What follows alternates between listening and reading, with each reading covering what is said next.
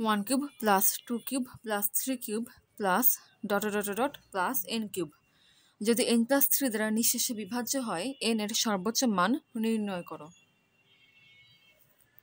এক্ষেত্রে 1 cube plus 2 cube plus 3 cube plus dot dot dot plus n cube, এটা মূলত একটা সূত্র যা হচ্ছে n into n plus 1/2 whole square.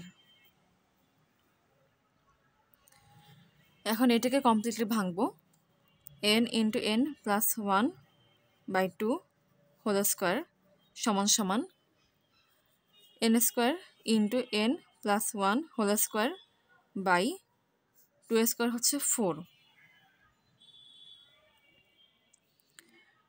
Equals to n square into, এটা মূলত হচ্ছে a প্লাস বি হোল স্কোয়ারের সূত্র, অর্থাৎ a square plus 2ab plus b square divided by 4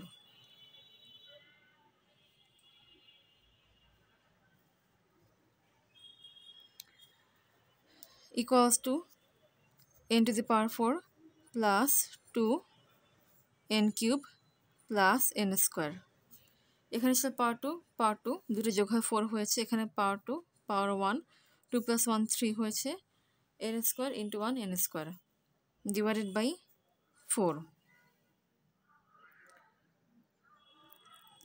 একটা বেসিক বুঝিয়ে নেই এটার আগে। পরপর দুটি সংখ্যার গুণফল 2 দিয়ে বিভাজ্য। যেমন একটা সংখ্যা যদি 7 হয়, তার পরবর্তী সংখ্যা হচ্ছে 8, এই দুটো সংখ্যার গুণফল অবশ্যই কিন্তু 2 দিয়ে বিভাজ্য।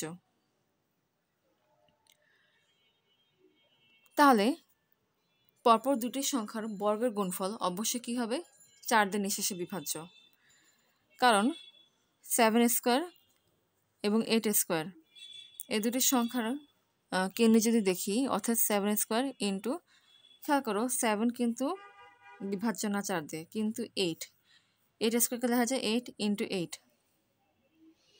এই সংখ্যাটা 2 দিয়ে বিভাজ্য, আবার এই সংখ্যাটা 2 দিয়ে বিভাজ্য, অর্থাৎ এই দুটা সংখ্যার গুণফল কি হবে? অবশ্যই 4 দিয়ে বিভাজ্য হবে। অতএব পরপর দুটি সংখ্যার বর্গের গুণফল অবশ্যই কী হবে? 4 দিয়ে নিঃশেষে বিভাজ্য হবে। এটাকে যদি একটু ভেঙে দেখাই, ধরি একটা সংখ্যা হচ্ছে 2m, এখানে m হচ্ছে যে কোনো ন্যাচারাল নাম্বার।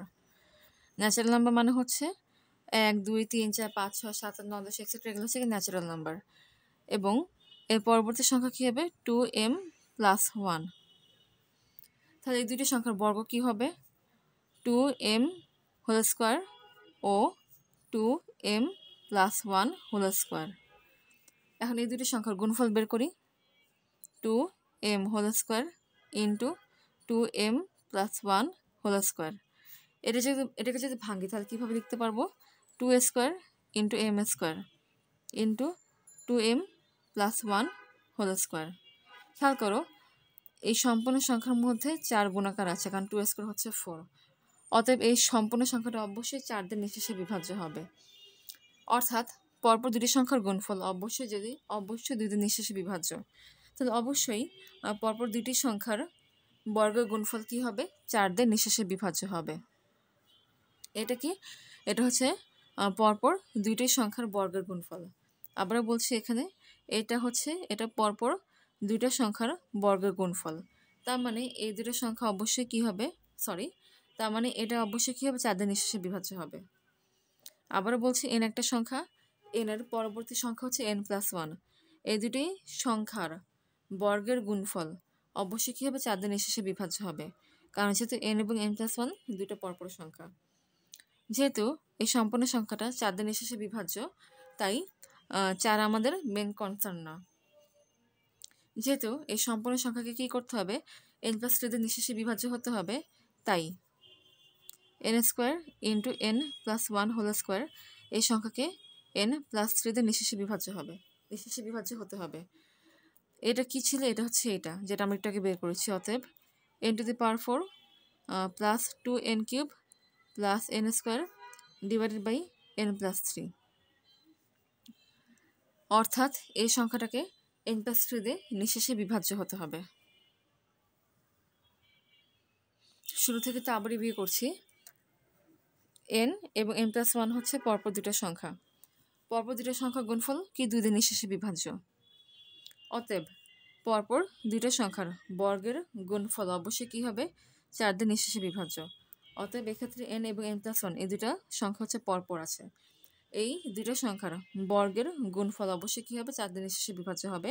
তাই 4 এখানে মেন কনসার্ন না। এই সংখ্যাকে যদি n+3 দিয়ে নিঃশেষে বিভাজ্য হতে হয় এবং এই সংখ্যা হচ্ছে মূলত এই সংখ্যাটা, অতএব এই সংখ্যাকে কি করতে হবে, এই সংখ্যাকেও n+3 দিয়ে নিঃশেষে বিভাজ্য হতে হবে। তাই এখন এই সংখ্যাকে n+3 দিয়ে ভাগ দিয়ে দেখি।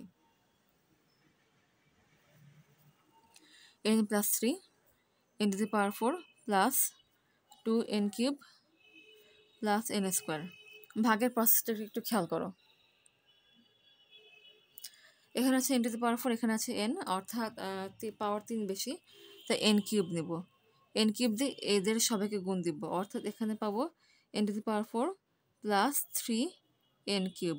এখন মাইনাস করব, এক্ষেত্রে আসে কি -n³ প্লাস n²। এক্ষেত্রে যেহেতু n³ এবং n³ হচ্ছে n থেকে n² বেশি, তাই -n² নেব। মাইনাস কেন, কারণ এখানে মাইনাস আছে। -n² ইন্টু n হচ্ছে -n³ -n² প্লাস 3 হচ্ছে -3n²। সাইন চেঞ্জ করবো, অর্থাৎ মাইনাস থাকলে প্লাস করবো, প্লাস থাকলে মাইনাস করবো। এটা কাটাকাটি যায়, অর্থাৎ এখানে থাকে হচ্ছে 4n²। এখানে হচ্ছে 4n², n² n থেকে n বেশি, অর্থাৎ প্লাস 4n নিব। 4 কেন নিলাম, কারণ এখানে 4 ছিল। 4n ইন্টু n হচ্ছে 4n², এখানে যেহেতু প্লাস প্লাস 3 4 12, অর্থাৎ 12n। সাইন চেঞ্জ করব, -12n। এখানে n আছে, এখানেও n আছে, তাই এখন কি করবো, -12 দিয়ে এদের সবাইকে গুণ দিব, অর্থাৎ এখানে বসবে -12। -12 ইন্টু n হচ্ছে -12n, -12 প্লাস 3 হচ্ছে -36, সরি -12 ইন্টু প্লাস 3 হচ্ছে প্লাসে মাইনাসে মাইনাস, 12 3 36, সাইন চেঞ্জ করব, অর্থাৎ এখানে শেষে পেলাম 36। খেয়াল করো এখন এই সংখ্যাটাকে কীভাবে লেখা যায়, n⁴ plus 2n³ plus n² সমান হচ্ছে এই দুইটা সংখ্যার গুণফল n+3 into n³ minus n² plus 4n minus 12 plus 36, কারণ যেহেতু রিমাইন্ডার 36 আছে। খেয়াল করো এই সংখ্যাটা হচ্ছে মূলত এই সম্পূর্ণ সংখ্যাটি। এই সংখ্যাকে যদি n+3 দিয়ে নিঃশেষে বিভাজ্য হতে হয়, এই সম্পূর্ণ সংখ্যাটিকে n+3 দিয়ে নিঃশেষে বিভাজ্য হতে হবে। এই সংখ্যাটি এর সাথে n+3 গুণাকারে আছে, অতএব এই সম্পূর্ণ সংখ্যাটি n+3 দিয়ে নিঃশেষে বিভাজ্য। এই সম্পূর্ণ সংখ্যাটি যেহেতু n+3 দিয়ে নিঃশেষে বিভাজ্য এবং এই সম্পূর্ণ সংখ্যাটিকে n+3 দিয়ে নিঃশেষে বিভাজ্য হতে হবে, তাই অবশ্যই 36কে n+3 দিয়ে নিঃশেষে বিভাজ্য হতে হবে। অতএব 36 এই সংখ্যাটিকে n+3 দিয়ে নিঃশেষে বিভাজ্য হতে হবে, অর্থাৎ 36 এই সংখ্যাকে যদি n+3 দিয়ে ভাগ দেওয়া হয় তবে ভাগশেষ শূন্য হবে। যেহেতু 36 সংখ্যাকে n+3 দিয়ে নিঃশেষে বিভাজ্য হতে হবে, অতএব এক্ষেত্রে বলা যায় n+3 এই সংখ্যাটা অবশ্যই কী হবে, 36 এর গুণনীয়কগুলো।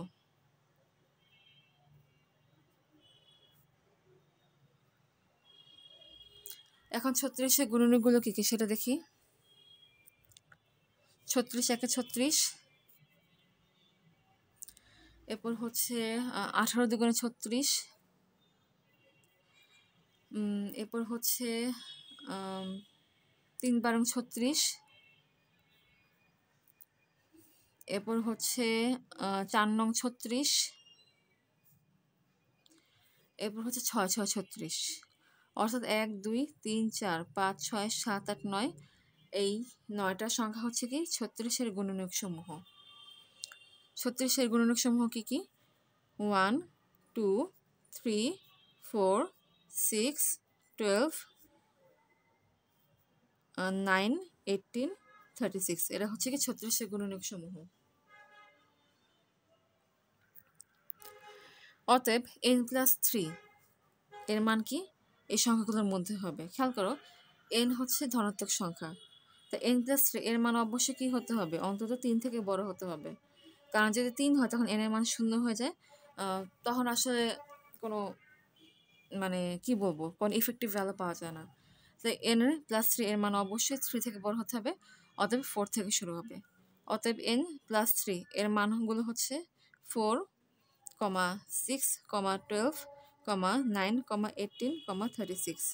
খেয়াল করো, n+3 এর মান যদি এগুলো হয় তাহলে n এর মান কি হতে পারে, এই সংখ্যাগুলো থেকে কি করব, 3 বাদ দিলে n এর মানগুলো পেয়ে যাব। অতএব 3 বাদ দিই, 4 - 3 হচ্ছে 1, 6 - 3 হচ্ছে 3, 12 - 3 হচ্ছে 9, 9 - 3 হচ্ছে 6, 18 - 3 হচ্ছে 15, 36 - 3 হচ্ছে 33। অতএব এগুলো হচ্ছে n এর মানসমূহ। এখন ক্রস চেক করে দেখব যে n এর মানগুলো এখানে বসালে সেটা হচ্ছে n+3 তে সম্পূর্ণ নিঃশেষে বিভাজ্য হয় কিনা।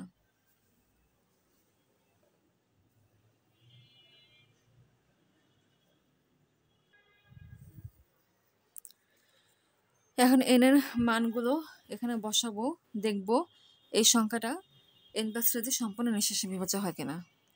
যখন n এর মান 4 তখন দাঁড়ায় 4² into 4 + 1 whole square divided by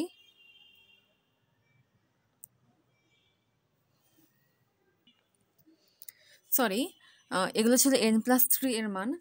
n+3 এর মানসমূহ হচ্ছে 4, 6, 9, 12, 18, 36 এবং n এর মানগুলো হচ্ছে 1, 3, 6, 9, 15, 33। এখন এই ক্ষেত্রে n এর মানগুলো বসা দেখব যে এই সংখ্যাটা n+3 তে নিঃশেষে বিভাজ্য হয় কিনা।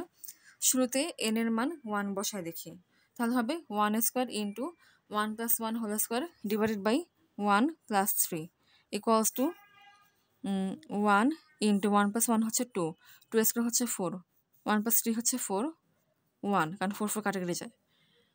অতএব n এর মান 1 বসালে এই সংখ্যাটা n+3 তে নিঃশেষে বিভাজ্য হয়।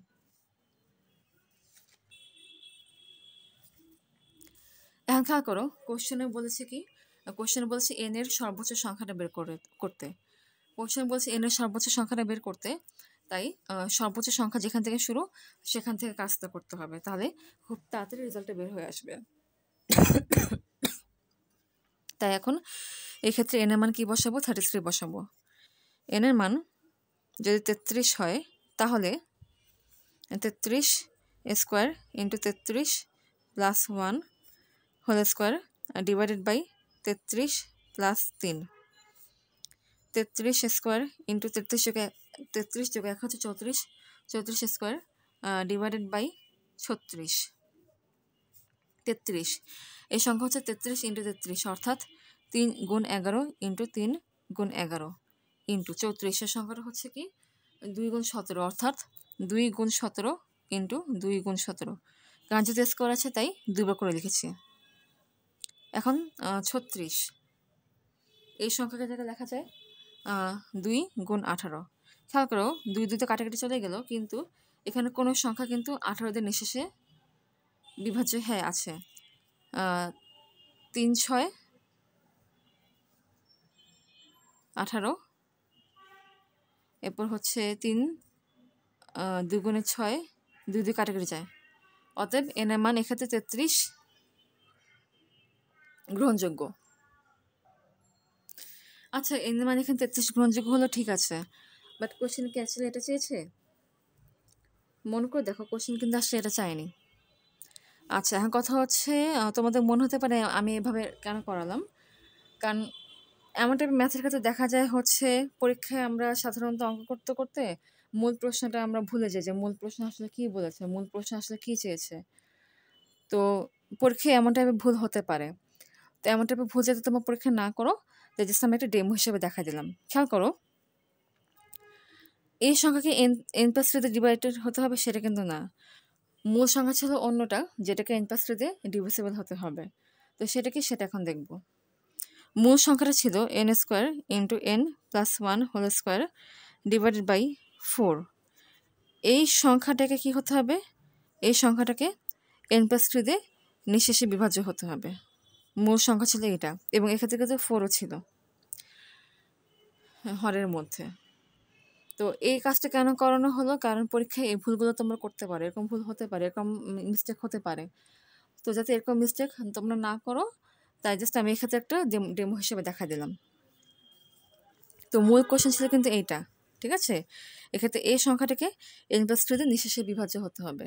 তো n এর কোন মানের জন্য হচ্ছে এই সংখ্যাটা n+3 দিয়ে নিঃশেষে বিভাজ্য, এবং সেক্ষেত্রে n এর সর্বোচ্চ মানটা কী হবে সেটা এখন বের করব। তাই এখন কাজটা শুরু করছি। n এর মান আবার 33 বসাবো। অতএব তখন এই সংখ্যাটি হবে 33² 33 + 1 হোল স্কোয়ার ডিভাইডেড বাই 4 × 33 + 3 সমান। একইভাবে বসাবো 3 × 11 × 3 × 11 × 2 × 17 × 2 × 17 ডিভাইডেড বাই 4 × এখানে কি 33 + 3 হচ্ছে 36, 36 লেখা যায় 2 × 18, 2 2 কাটাকাটি যায়, 3 6 18, 3 2 × 6, 2 দিয়ে কাটাকাটি যায়। এখানে 4 আছে, এখানে আছে 11 17 17। খেয়াল করো, এই তিনটা সংখ্যা কি কিন্তু 4 দিয়ে নিঃশেষে বিভাজ্য নয়। অতএব এই সম্পূর্ণ সংখ্যাটা কি, কিন্তু সম্পূর্ণ সংখ্যাটা হচ্ছে 36 দিয়ে নিঃশেষে বিভাজ্য নয়। যেটা সম্পূর্ণ সংখ্যাটা 36 দিয়ে নিঃশেষে বিভাজ্য নয়, তো n এর মান 33, সেটা কিন্তু এই ক্ষেত্রে গ্রহণযোগ্য নয়। তো n এর মান 33 হতে পারবে না। 33 যদি না হয়, তাহলে n এর সর্বোচ্চ মান কি হতে পারে, 15 হতে পারে। তাই এখন n এর মান 15 বসা দেখি হয় কিনা। n মান যদি 15 বসাই, তখন কি পাবো, 15² × 15 + 1 হোল স্কোয়ার ডিভাইডেড বাই 4 × 15 + 1। মনে হচ্ছে এবার হবে 15 × 15 × 15 যোগ 1 হচ্ছে 16, অর্থাৎ 16 × 16 ডিভাইডেড বাই 4 × 16, 16 কাটাকাটি যায়, 4 4 16। 15 × 15 কত, 15 × 15 হচ্ছে 225, 225 × 4 450, 450 সরি 225 × 2 হচ্ছে 450, 450 × 2 হচ্ছে 900। অতএব n এর মান 15, এটা হচ্ছে গ্রহণযোগ্য। অতএব এক্ষেত্রে n এর সর্বোচ্চ মান কি হবে, n এর সর্বোচ্চ মান হবে 15। এটাই অ্যান্সার। আবার আমি একটু ব্রিফ দিচ্ছি। এক্ষেত্রে n এর মান সম্ভাব্য মানগুলো হচ্ছে এটা, এর জন্য n+3 এর মানগুলো হচ্ছে এটা। মূলত n+3 এর মান বের করার মাধ্যমে কিন্তু n এর মানটা বের করা হয়েছে। খেয়াল করো, এক্ষেত্রে শুরুতে যে মিস্টেকটা তোমরা করতে পারো এবং যেটা আমি ডেমো হিসেবে দেখেছি, সেটা হচ্ছে যে এই সংখ্যাটাকে n+3 দিয়ে নিঃশেষে বিভাজ্য হতে হবে। তো সেক্ষেত্রে আমি একটা এক্সাম্পল হিসেবে দেখিয়েছি, এবং পরবর্তীতে আমি একটা n এর সর্বোচ্চ মান দিয়ে এক্সাম্পল হিসেবে দেখিয়েছি। কিন্তু কোশ্চেন কিন্তু এটা বলেনি, কোশ্চেনে বলেছে এই সংখ্যাটাকে n+3 দিয়ে নিঃশেষে বিভাজ্য হতে হবে। খেয়াল করবে, কোশ্চেন কিন্তু এটাকে n+3 দিয়ে নিঃশেষে বিভাজ্য হতে হবে সেটা কিন্তু বলেনি। কোশ্চেনে বলেছে এই সম্পূর্ণ সংখ্যাকে n+3 দিয়ে নিঃশেষে বিভাজ্য হতে হবে। তোমরা কিন্তু এরকম ভুল সাধারণত পরীক্ষা করতে পারো, স্টুডেন্টরা করে থাকে। তাই এরকম মিস্টেক যাতে না হয়, তাই অ্যাজ এ ডেমো এক্সাম্পল হিসেবে আমি তোমাদেরকে দেখাই দিলাম যে হ্যাঁ, এরকম মিস্টেক হতে পারে। তাই অবশ্যই সতর্ক থাকবে, পরীক্ষা কী প্রশ্ন চেয়েছে এবং কোনটা বের করতে বলছে, এবং সেই অনুযায়ী অ্যান্সারটা করবে। আবার বলছে যাতে তোমরা এরকম ভুলটা না করো, তাই আমি এক্ষেত্রে একটা ডেমো অ্যান্সার দেখিয়ে দিয়েছি।